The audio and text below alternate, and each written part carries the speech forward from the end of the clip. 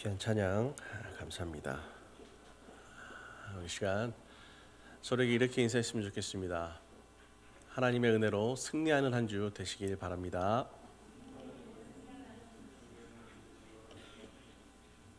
네, 할렐루야. 네, 반갑습니다. 저는 배재명 목사입니다. 우리 서문화교회에서 처음으로 설교를 하게 되었는데요. 여러분 가운데 하나님의 은혜를 전하는 귀한 통로가 되기를 바라면서 그런 마음으로 말씀 전하도록 하겠습니다. 몇 주 전이었을 것 같습니다. 이곳에 오기 며칠 전에 우리 가족이 잠자리에 드는데 저희 사모가 좀 피곤하다고 해서 미리 좀 잠이 들었어요. 보통은 우리 이 아이를 사모가 재우는데 그래서 그날은 제가 아이를 재우게 됐어요. 저희 아이는 이제 온유라고 하는 아이인데 저희 결혼한 지 11년 만에 하나님께서 허락하신 선물과 같은 아이입니다. 그래서 평소에도 예뻐하긴 하지만 드디어 나에게도 이런 기회가 주어지는구나. 왜냐하면 온유가 사실 아빠보다 엄마를 더 좋아하더라고요. 그래서 내게 주어진 이 기회를 내가 잘 살려서 점수를 좀 따봐야 되겠다 싶어서 온유 옆에 착 달라붙어가지고 온유 예쁘다, 너무 사랑스럽다 하면서 이렇게 잠을 자게끔 이렇게 도와주고 있었습니다. 한 10분쯤 지났을까요? 온유가 가만히 이러고 있더니 저를 갑자기 툭 돌아오면서 저를 쳐다보는 거예요. 전 내심 이 아빠의 사랑을 드디어 얘가 알아채고 아빠 사랑해요, 아빠 너무 좋아요, 이런 말을 해주겠지. 그 찰나의 순간에 그런 생각을 했어요. 그런데 웬걸 그 사랑스러운 눈빛으로 쳐다보던 그 아이가 그 예쁜 입술로 이렇게 말하는 거예요. 아빠 비켜. 그러니까 얘는 이제 잠이 오니까 여기 말로 좀 치대지 말고 아빠 좀 저리 가, 나 잠 좀 자게, 이런 뜻이었어요. 여러분, 세상을 살다 보면 이렇게 나의 기대 또 어떤 나의 어떤 이상과 다른 그런 현실들을 우리는 경험하게 됩니다. 그럴 때 여러분들이 참 당혹스럽기도 하고 그럴 때 마음이 참 힘들기도 해요. 성경에도 이와 같은 일들이 자주 있습니다. 특별히 우리가 잘 알고 있는 이 성경의 장면들도 그러해요. 이 마가복음 9장 5절 말씀이죠. 우리 함께 읽어볼까요? 자, 마가복음 9장 5절 말씀입니다. 시작. 베드로가 예수께 고하되 라삐여, 우리가 여기 있는 것이 좋사오니 우리가 초막셋을 짓되 하나는 주를 위하여 하나는 모세를 위하여 하나는 엘리야를 위하여 하사이다 하니. 아멘. 우리가 잘 알고 있는 사건이죠. 예수님께서 변화산에서 아름다운 광채를 보이시면서 변화되는 모습을 통해 또 귀한 환상을 통해 이 베드로가 이 황홀경에 빠진 거예요. 그러면서 이런저런 것 다 뒤로 한 채 지금 이게 너무나 감동스럽고 너무나 좋으니 이곳에 우리가 초막셋을 짓고 평생 살면 어떨까요? 그러니까 그 유행가의 한 가사처럼 비유를 해보자면 정말 저 푸른 초원 위에 그림 같은 집을 짓고 사랑하는 님과 함께 한평생을 살자고 하는 거예요. 좋아요. 그런데 여러분, 이 사랑하는 님과 그림 같은 집을 저 푸른 초원 위에 짓고 살기 위해서는 필요한 것이 있어요. 그렇죠? 뭘 먹어야 될 거 아니에요. 일단은 뭔가 생산적인 일을 해야 그게 가능한 게 아니겠냐는 것이죠. 이 베드로도 이와 같습니다. 이미 주님께서는 베드로에게 또 제자들에게 미리 앞서 본인이 순환당할 것을 말씀하셨습니다. 그리고 주님의 뜻은 이런 베드로와 달리 이제 더욱더 이 복음을 위해 우리가 힘있게 일해야 되고, 특별히 이제 내가 고난을 당한 이후에는 이 사랑하는 제자들이 정말 지금보다는 몇 갑절 더 최선을 다해서 열심히 복음의 사명을 감당해야 되는데, 아니 지금 베드로는 그런 것을 다 뒤로 한 채 여기에 초막셋을 짓고 이것으로 만족하면서 살아갑시다, 이렇게 생각하고 있는 겁니다.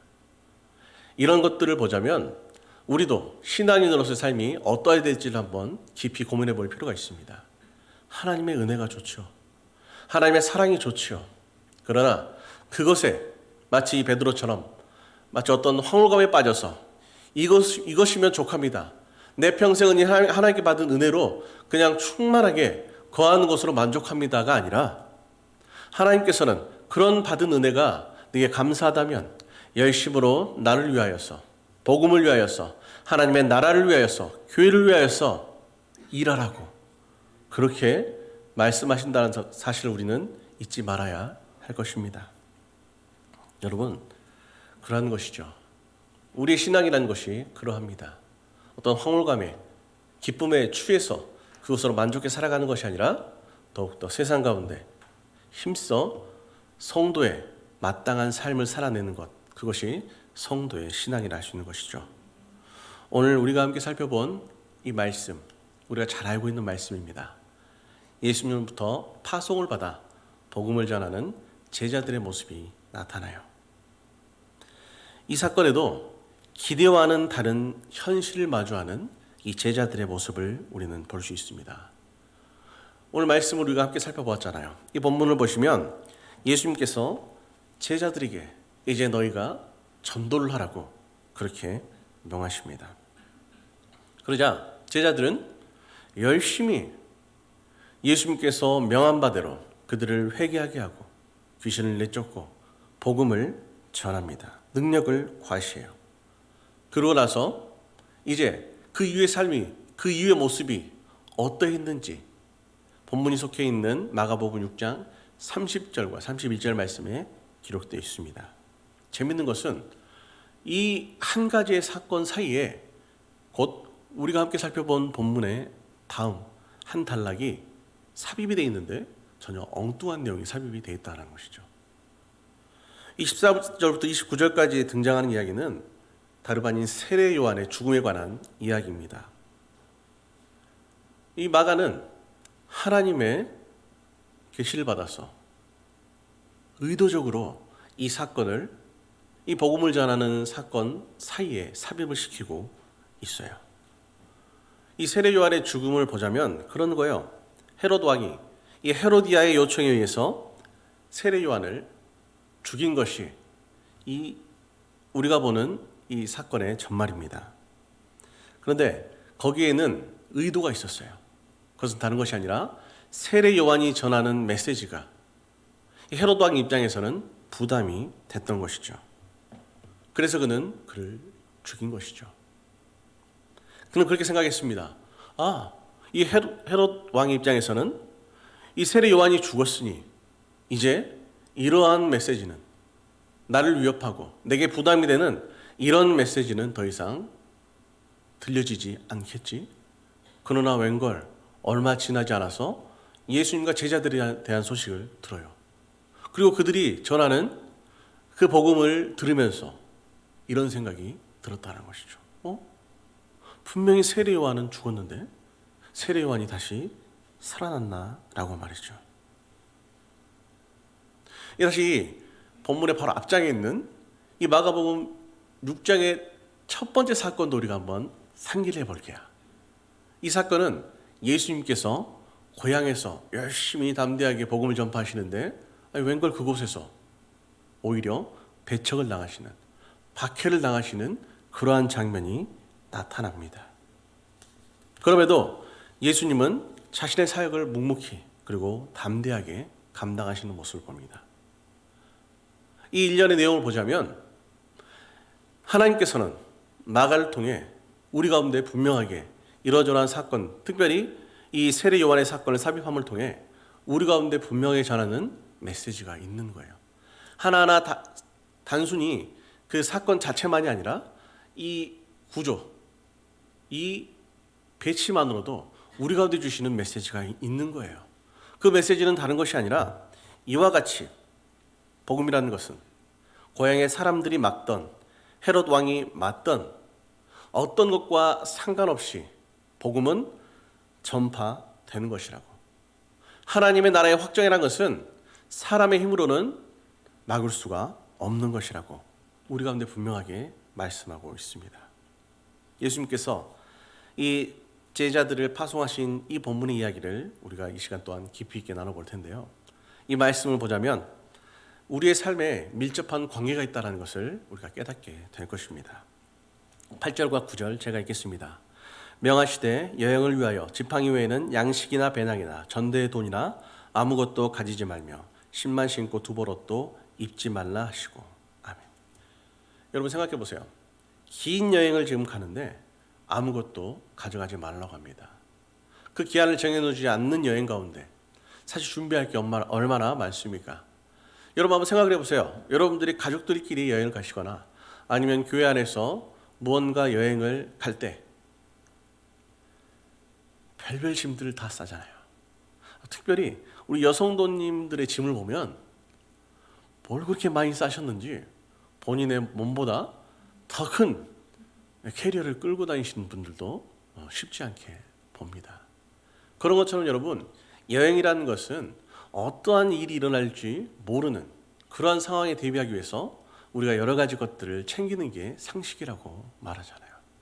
근데 우리 주님께서는 그런 것들을 다 챙기지 말고 거의 맨몸만 가라고 말씀을 하고 있습니다. 이 말을 들은 제자들의 반응, 이 마음속이 어땠을까요, 여러분? 할렐루야, 주님, 알겠습니다. 아무런 짐도 가지고 가지 않으니 너무 편하네요. 나를 위해 많은 것들이 예비되어 있겠죠? 제가 유할 곳 이미 다 예약이 잡혀 있겠죠? 저는 몸만 가면 모든 것이 해결되겠죠? 너무 신납니다. 우리 주님, 이런 마음이었을까요? 아니죠. 우리가 알다시피 이 제자들은 예수님께서 죽으시고 다시 오셔서 성령을 받기 이전에는 굉장히 연약하고 어리석은 모습을 보여준 제자들이었습니다. 그런 제자들이었음을 감안할 때 이들의 마음속에는 분명 그러한 마음보다는 우리 스승님인 예수님께서 보내니 어쩔 수 없이 가긴 하지만 세상에 옷도 한 벌 챙기지 말라고 그러고 너무하신 거 아닌가? 속으로 스승님만 아니었으면 이 말 그냥 무시하고 내가 알아서 짐을 챙길 텐데 이런 생각을 하지 않았겠냐는 것이죠. 그들도 분명히 부담이 되었을 것입니다. 흥미로운 것은 성경에는 예수님께서 제자들을 파송하시는 두 번의 사건, 곧 12명의 제자와 이후에 70명의 제자들을 파송하신 사건들이 나타나는데 모두 다 동일하게 아무것도 가져가지 말라고 말씀하십니다. 근데 여러분 한번 생각해 보세요. 지금 이 일꾼들을 보내는 사람이 누구예요? 예수님이시잖아요. 예수님은 어떤 분이세요? 우리를 사랑하시는 분이잖아요. 우리에게 좋은 것을 주시는 하나님이시잖아요. 선하신 그분이 어떻게 이렇게 무책임하게 제자들을 마치 사자와 같은 곳으로 아무런 준비 없이 그렇게 보낼 수 있었냐는 것이죠. 그리고 마태복음 10장에서는 특별히 주님께서 그렇게 언급하십니다. 그를 보냄이 양을 이리 가운데 보냄과 같다고. 그러니까 지금 예수님은 그들이 굉장히 힘들겠구나, 그들이 굉장히 부담감이 크겠구나 이미 알고 계셨다는 거예요. 그럼에도 불구하고 예수님은 제자들에게 그것을 명령하셨습니다. 왜 그러셨을까? 주님께서 말씀하신 그 말씀의 진의를 우리가 알아야 합니다. 그 말씀의 진의는 그런 거예요. 너희가 좀 이참에 고생 좀 해서 내가 더 열심히 해야 되겠구나 이런 게 아니라, 그런 사람의 마인드로 말씀하신 게 아니라 분명 너희는 양으로서 이리와 같은 세상 가운데 가지만 너희는 이리로서가 아니라 그 양으로서, 그 순전한 성도로서 그 복음의 능력으로, 복음의 어떠함으로 너희는 이를 능히 이길 수 있다. 그러니 너희가 부딪혀 봐야 한다. 지레 짐작하지 말고, 그래서 두려워하지 말라고 그러한 진의가 숨겨져 있었던 것이죠. 이런 것들을 주님께서는 깨닫게 해주시기 위해 그들을 파송했던 것이죠. 하지만 그럼에도 불구하고 제자들 입장에서는 주님 말씀처럼 이 복음을 전파하는 것이 결코 쉬운 것은 아니었을 것입니다. 하지만 그럼에도 불구하고 그들은 순종합니다. 아니 어쩌면 순종해야만 했습니다. 왜냐하면 그들이 믿고 따르던 스승님의 명령이었기 때문이죠. 여러분, 우리가 살고 있는 이 세상도 그러합니다. 하나님의 자녀로 하나님의 돌보신 가운데 동행하신 가운데 우리가 세상을 살아갑니다. 하지만 우리가 살고 있는 이 세상에서도 이리 때가 없는 것은 아니라는 것이죠. 그리고 한편으로는 참 감사한 게 우리 주님도 제자들을 보냈던 마음처럼 세상 가운데 우리를 보내시고 그냥 뭐 알아서 하겠지 이런 게 아니라 이미 예수님 마음도 너희들이 세상 가운데 성도로서 살아가는 것이 결국 쉬운 것은 아닐 거야 라는 그 마음을 갖고 있다고 생각하니, 우리의 현실을 알고 있다고 생각하니, 우리의 마음을 알고 있다고 생각하니 이 편도 위안이 되는 것이죠. 하지만 더 중요한 것은 그러한 현실이 우리에게 주어질지라도 하나님을 믿고 의지하면서 그 모든 것들을 능히 감당하고 이겨낼 수 있다고 하는 것이 하나님의 약속입니다. 그리고 예수님께서 오늘 그것을 제자들에게 알려주시기 위해서 모든 것들 내버려두고 몸만 가라고 말씀하시는 것이죠. 오늘을 살아가는 우리에게도 이 말씀이 그대로 적용이 되는 것이죠. 우리가 살고 있는 세상을 우리는 이렇게 많이 표현합니다. 영적 전쟁터와 같다고. 그래서 이 세상에서 하나님의 자녀로 살아가기 위해서 하나님 우리에게는 이 전쟁을 승리할 수 있는 총과 칼과 방패, 이 모든 것들이 필요합니다. 우리는 그렇게 기도를 합니다. 그리고 내게 그런 것들이 아직 갖추어지지 않아서 나는 하나님의 자녀로서의 삶을 지금 완벽하게 살아갈 수 없습니다. 그렇게 핑계를 대는 것이 어쩌면 저와 여러분들과 같은 성도의 현실이 아닌가 생각해 봅니다. 그런 우리에게 이 말씀을 통해 주님께서는 걱정하지 말라고, 그런 것들은 필요 없으니 오직 나를 의지하라고, 나만 믿으면 된다라고 지금 말씀하고 있는 것이죠. 제자들은 이 예수님의 파송에 반응했습니다. 그래서 그들이 어떠한 일을 그 순종을 통해 감당했는지 12절과 13절에 나타납니다. 제자들이 나가서 회개하라 전파하고 많은 귀신을 쫓아내며 많은 병자에게 기름을 발라 고치더라. 아멘. 두려워하고 걱정하고 한편으로는 불만이 있었을 이 제자들이 끝끝내 순종했더니 하나님 나라의 귀한 역사가 되어서 이렇게 우리 가운데 전해지게 되었던 것이죠. 그리고 이제 6장 30절 말씀에 이렇게 기록합니다. 사도들이 예수께 모여 자기들이 행한 것과 가르치는 것을 낱낱이 고하니. 아멘. 곧 이제 예수님으로부터 파송을 받아 사명을 감당했던 그들이 모든 그 사역을 마치고 돌아온 거예요. 그러면서 이 예수님께 찾아와 어떤 일이 있었는지를 전하는 겁니다. 그러자 31절에 주님께서 그렇게 말씀하시죠. 이르시되 너희는 따로 한적한 곳에 가서 잠깐 쉬어라 하시니 이는 오고 가는 사람이 많아 음식 먹을 겨를도 없음이라. 아멘. 여러분, 이 상황은 단순히 주변에 사람들이 많기 때문이 아니라 이 일련의 사건을 쭉 연결시켜 보면 깨닫게 되는 바가 그런 거예요. 이들이 왜 한적한 곳에 따로 가서 쉬어야만 했는지, 그것은 다른 것이 아니라 그 사역을 감당하고 그 이후에 쉬어야 되는데, 좀 먹어야 되는데 그것을 뒤로 한 채 그들이 감격에 겨워서 너무나 기뻐서 그들에게 어떤 일이 일어났는지 예수님 앞에 쉼없이 지금 이야기를 하고 있었다라는 것을 말해주고 있는 거예요. 그러니까 그런 거예요. 마치 이제 유치원에 처음 보낸 아이가 처음에 걱정과 근심을 하면서 했는데 갔다 와서 유치원이 얼마나 재밌고 좋은 곳인지 막 쉼없이 엄마 아빠한테 와서 제잘거리고 있는 거예요. 그러니까 예수님 마음이 얼마나 대견했겠습니까? 그러면서 한편으로는 고생했으니까, 그러니까 됐다, 다 알겠으니까 고생했으니까 좀 쉬어라고 지금 이렇게 예수님께서는 말씀하고 있는 것이죠. 여러분, 누가복음에는 특별히 이 상황에 대해서 그들이 기뻐하며 말했다라고 기록합니다. 이렇듯 여러분, 처음에는 자신들의 생각과 다른 예수님의 명령에 난감했을 그들이 주님을 믿고 의지하였더니 이러한 결과를 얻게 되었던 것이죠.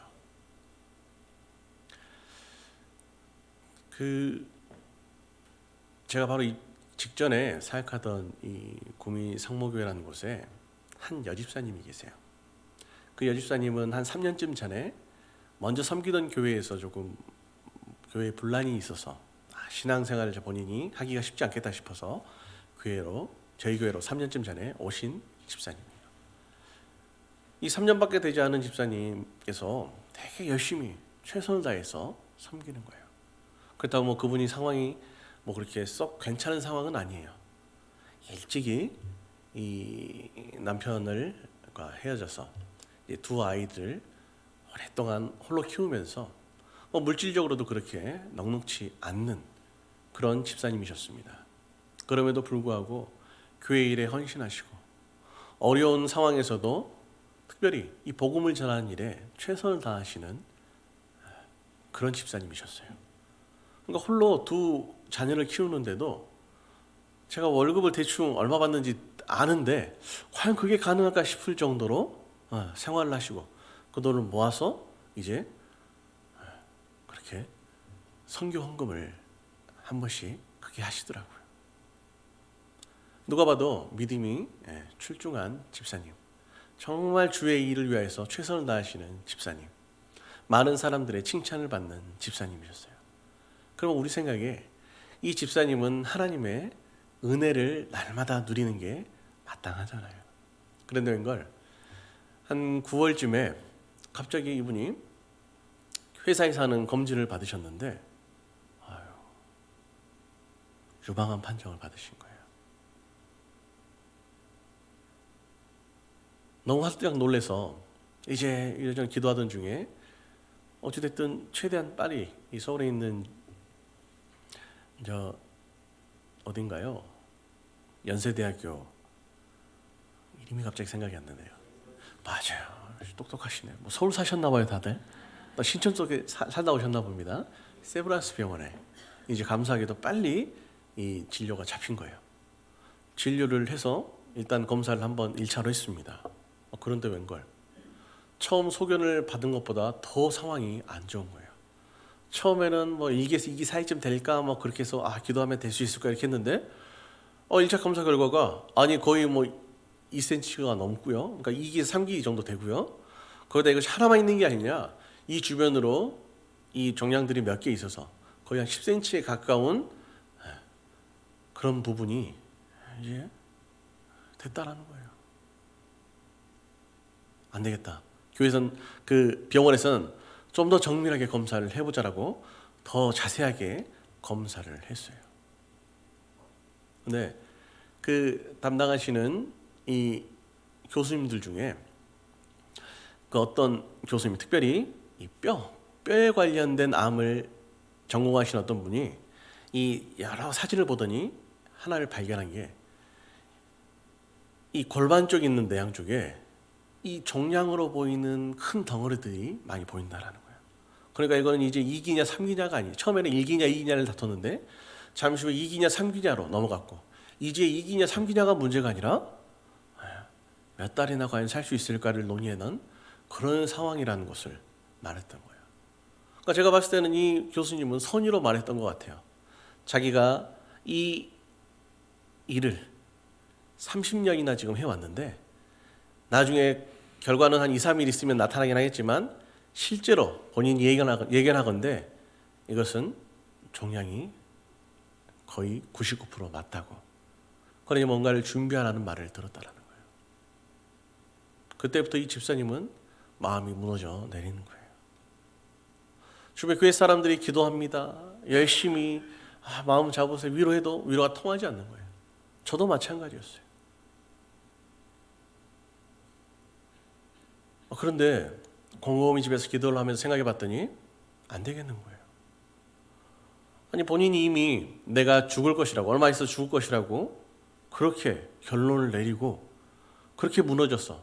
누가 무슨 말 하든지 전혀 받아들이지 못하고 울고만 있는데 이래서 안 되겠다 싶어서 검사 발표가 있는 하루 전날 아침에 일찍 제가 전화를 드렸어요. 그랬더니 역시나 울고 계시더라고요. 그래서 제가 안 되겠다 싶어서 불호령을 내렸습니다. 혼쭐을 내놨어요. 집사님, 믿음이 있으신 거예요? 없으신 거예요? 하나님의 일하심을 기대하면 지금 이러고 있을 때가 아니라고요. 이미 혼자 모든 것 다 결정해버리고 하나님 일하시겠냐고요. 정신 차리시라고요. 성도 맞냐고. 아주 혼쭐을 내놨습니다. 감사하게도 그 다음날 결과 발표가 나왔는데 이 골반에 있던 이 덩어리들은 단순한 염증이었더라고요. 참 신기한 일이죠. 그리고 이 암도 후에 수술을 하러 가서 직접 이제 절제를 해보니 검사했던 것보다 훨씬 작아서 처음에 검사했던 1점 몇 cm보다 더 작은 그런 큰 덩어리가 있고 그 전체 한 10cm가 넘는 그 여러 가지 덩어리도 봤더니 줄어들어서 한 6cm 정도 돼서 그렇게 치료를 하고 감사한 것은 이 항암 치료를 하지 않아도 된다라는 소견을 그렇게 받게 되었다는 것이에요. 그 모든 일련의 일이 끝나고 나서 본인이 많은 사람들에게 감사를 하고 이렇게 전화를 하고 하면서 이제 며칠 있다 교회를 한 2주 정도 계시다가 교회로 돌아오셨어요. 그러면서 조용히 저를 찾아오시더라고요. 목사님 참 감사해요. 그때는 나를 왜 이렇게 나에게 화를 내냐고, 날 위로해줘도 부족한데 왜 화를 냈는지 처음에는 원망했으나 목사님의 그 이야기를 듣고 나서 곰곰이 기도하며 생각해 보니 아 맞구나, 내게 믿음이 없었구나, 자기가 화들짝 놀라면서 그 다음부터는 다시 믿음으로 기도를 할 수 있었다고 하는 거예요. 어찌됐든 그 모든 일을 행하신 분은 하나님이시지만 내가 믿음 잃지 않도록 도와주신 성도님과 목사님께 감사하다라는 그런 말씀을 전하시더라고요. 그리고 그 집사님께서 제가 이제 교회를 옮기게 되니 며칠 전에 교회 저희 집으로 택배가 왔더라고요. 봤더니 이 넥타이가 하나 왔어요. 그 넥타이가 이 넥타이인데 그 집사님 앞에 이런 메시지가 왔더라고요. 목사님 너무 감사해요. 목사님의 그 따끔한 질책이 사실은 사랑이었다는 것을 깨달았어요. 감사합니다. 꼭 다음 교회에서 첫 번째 설교하실 때 꼭 이 넥타이를 매줬으면 좋겠어요 라고 그렇게 요청이 들어와서 제가 오늘 이 넥타이를 메고 왔습니다. 괜찮은 것 같아요 여러분? 신제품이래요 여러분. 신제품을 언제 우리가 참습니까 여러분? 아무튼 여러분 그렇습니다. 인생을 살아가면서 우리가 하는 고민은 결국 그러는 거예요. 내가 그 앞일을 잘 모르겠다라는 거예요. 앞이 잘 보이지 않는다라는 겁니다. 이 말은 이 환경과 상황의 문제라고 우리는 그렇게 인식한다라는 겁니다. 그러나 여러분 중요한 것은 환경이 아니라 그것을 대하는 우리의 마음가짐, 곧 우리의 자세입니다. 우리가 하나님과 하나님의 약속을 진정으로 의지하고 신뢰한다면, 곧 우리가 순전한 믿음이 있다면 우리는 늘 감사와 기쁨의 삶을 살아갈 수밖에 없는 것이죠. 이사야 58장 12절 말씀에 이런 말씀이 있습니다. 내게서 날 자들이 오래 황폐된 곳들을 다시 세울 것이며 너는 역대 파괴된 기초를 쌓으리니 너를 일컬어 무너진 데를 보수하는 자라 할 것이며 길을 수축하여 거할 곳이 되게 하는 자라 하리라. 아멘. 내게서 날 자들이 오래 황폐된 곳을 다시 세울 것이라는 말씀, 사실 얼마나 소망이 되고 희망이 되는 말씀입니까? 하지만 이 말씀의 현실을 우리가 한번 살펴보자면 굉장히 쉽지 않은 말씀임을 우리는 깨닫게 되는 것이죠. 보세요. 지금 이 자녀들, 우리의 다음 세대들이 회복시킬 이 땅이라는 곳이 어떤 곳이냐면 황폐되고 황폐된 곳이라는 것을 의미합니다. 그 말인즉슨 그들의 상식으로 바라보았을 때 도무지 회복의 가능성을 찾아볼 수 없는 그런 모든 것이 꽉 막힌 듯한 그러한 삶이 그들에게 주어진다는 것이죠. 그런 삶을 살아가야 될 이 다음 세대들이 삶이 얼마나 각박하겠습니까?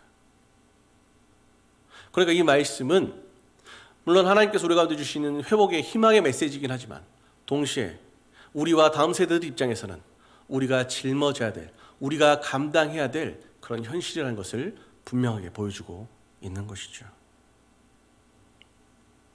여러분, 우리 삶이 그러합니다. 저와 여러분들이 살아가는 삶을 보자면 다 아름다운 모습으로 웃으면서 이 자리에 함께하지만 그 속내를 들여다보면 모든 것이 완벽해서 마치 저는 천국을 살고 있는 것 같아요. 이런 마음으로 살아가고 있는 성도들이 몇 명이나 되겠습니까? 아니, 과연 한 명이라도 있겠냐는 것이죠. 우리들의 현실이 그러합니다. 그러나 하나님께서는 말씀하시는 거예요.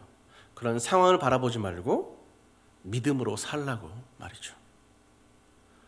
그러니까 세상을 바라보고 너희를 바라볼 때 아무런 소망이 일어나지 않더라도 너희는 나를 의지하여 자신감을 가지고 환경을 두려워하지 말고 세상과 마주하며 당당하게 담대하게 살아가라 말씀하고 있는 것이죠. 여러분, 길이 없다고 마치 내 삶이 사방이 막힌 벽과 같다고 그렇게 생각하지 말라는 거예요. 제 은사님께서 가끔 해주시는 이 조언이 있습니다. 저도 이런저런 사역을 하다 보면 힘들 때가 있잖아요. 저도 삶을 살아가기 때문에 세상살이를 하다 보면 힘들 때가 분명히 있습니다. 그때마다 하신 말씀이 그런 말씀이에요. 그때는 제가 전도사 시절이었으니까 배전도사, 사방이 막힌 벽과 같아? 도무지 그 담이 너무 높아서 헤어나올 수 없을 것 같은 그런 순간이야? 묻더라고요. 네, 목사님, 그럽니다. 근데 배전도사 잘 생각해봐. 벽이 있다라는 것은 한편으로는 문을 만들 수 있다라는 전제가 되잖아. 마치 우리가 그 만화 속에 봤던 장면처럼 모든 것이 벽인 곳에 연필을 가지고 문을 그려서 그 문을 열고 나가는 그런 만화 속의 주인공처럼 믿음이라는 것이 그러하다는 겁니다. 저와 여러분 가운데 주어진 믿음이라는 이 선물은 사방이 막힌 그 벽과 같은 현실을 살아가고 있는 우리 가운데, 그렇지, 믿음이 있는 우리에게는 벽으로 끝나는 것이 아니라 그 벽에 언제든지 문을 내고 우리가 나갈 수 있는 그런 오히려 좋은 조건이 되는구나. 그것이 성도의 삶이라고 저를 위로하셨습니다. 여러분도 이 말씀을 기억했으면 좋겠습니다. 저 여러분들이 살아가는 세상이 그러하잖아요. 근데 믿음이 있잖아요. 믿음은 어느 곳에서든지 이 문으로서 우리가 들고 나갈 수 있는 유익을 준다는 사실을 기억하시기 바랍니다. 사랑하는 성도 여러분, 이제 말씀을 마무리하고자 합니다. 세상은 언제나 우리를 속이려고 합니다. 자꾸만 사람과 상황을 바라보게 만듭니다.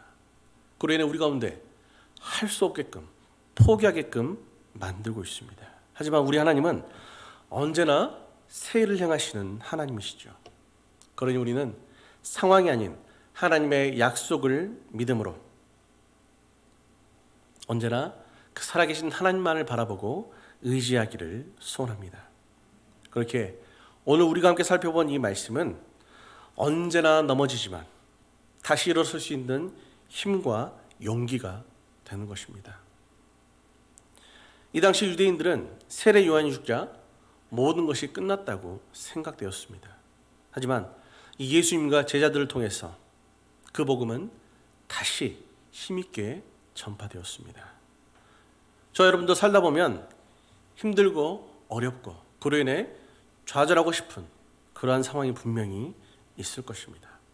그때 여러분들 이 말씀을 기억하셔서 무엇보다 이 말씀을 허락하신 살아계신 하나님을 기억하셔서 다시 그 믿음을 회복하시고 하나님을 더욱 의지하여서 우리 가운데 주어진 모든 어려움 속에서도 전진하시고 결국 승리하여 오늘 말씀 속의 제자들처럼 기쁨에 겨워서 감사에 겨워서 식음을 잊고 하나님의 역사하심을 증거하는 모든 서머나교회 지체들이 되시기를 주님의 이름으로 축원합니다. 오늘 시간 우리가 함께 이 말씀을 기억하며 기도했으면 좋겠습니다. 저 여러분들은 날마다 그 믿음으로 승리하기를 원합니다. 하지만 우리 현실을 바라보면 우리의 믿음이 자꾸만 나약해짐을 바라봅니다. 그럴 때 우리가 바라보고 의지해야 될 것, 사람이 아니라, 상황이 아니라 살아계신 하나님, 우리의 믿음의 대상이 되신 전능하신 하나님, 그 하나님임을 기억하며 모든 것이 하나님 앞에 달려있음을 우리가 믿는다면, 하나님을 전적으로 신뢰해서 주님 앞에 모든 것들을 내어 맡기고 이 믿음으로 순종하여 하나님의 일하심, 하나님의 역사하심의 주인공들이 되게 해달라고, 우리 연약함을 다 뒤로 내려놓고 이제는 하나님을 향한 굳건한 믿음으로 우리가 살게 해달라고 우리 시간 간절히 기도하도록 하겠습니다. 살아계신